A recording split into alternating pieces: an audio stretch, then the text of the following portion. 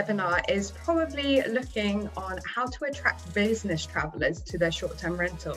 And I'm sure both Sean and Greg and the rest of you, whether you are not in serviced accommodation or you are, you know that the market has been has had a flip on its head last year with the pandemic.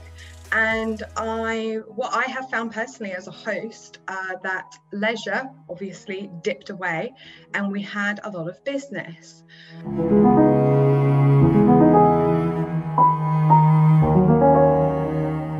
So what that means is our benefit of focusing on businesses is our client value can typically be into the thousands.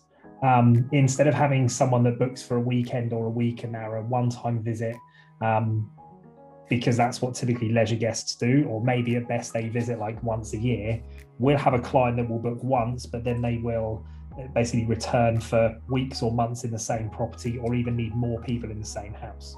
So it means that not that automation's not important, but it's easier to scale because you're managing less relationships, typically less complexity around turnovers and bed changes, and you don't have as much seasonality. So yes, we do have seasons in like contractor markets, but they're nowhere near as extreme as they are with leisure and tourism markets. So we have good occupancy all year round.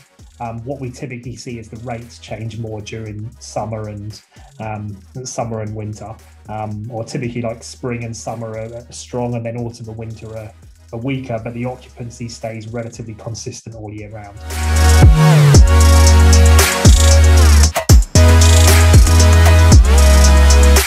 And what's cool about getting direct bookings with business travelers, people that come back, is they are less actually concerned on the seasonality prices. If you get somebody who is comfortable with you, trusts you, and is booking your property at, say, a certain rate in a prime season, you're much more likely to get a better relative price in your low season compared to it, because they're not looking to go and beat you up on price to move to one of your competitors.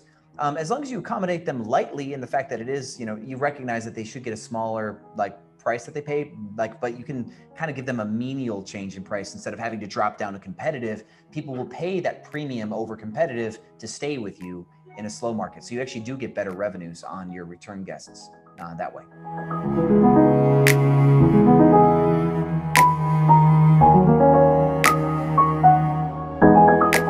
I suppose the main way they've had to adapt is just, having their health and hygiene standards really, really visible on their websites and across all platforms. So we've noticed, the main filters that are now used on air sites are not the traditional star rating or, special offer. You're looking for some kind of value add. It's the health and hygiene filter, and it's the cancellation policy filter. So that's the main two needs that need to be met by the hosts. So I think that our hotels, whatever it may be, they need to really be offering the flexibility that we've already covered, and outlining exactly what they're doing to keep you safe when you're at the property.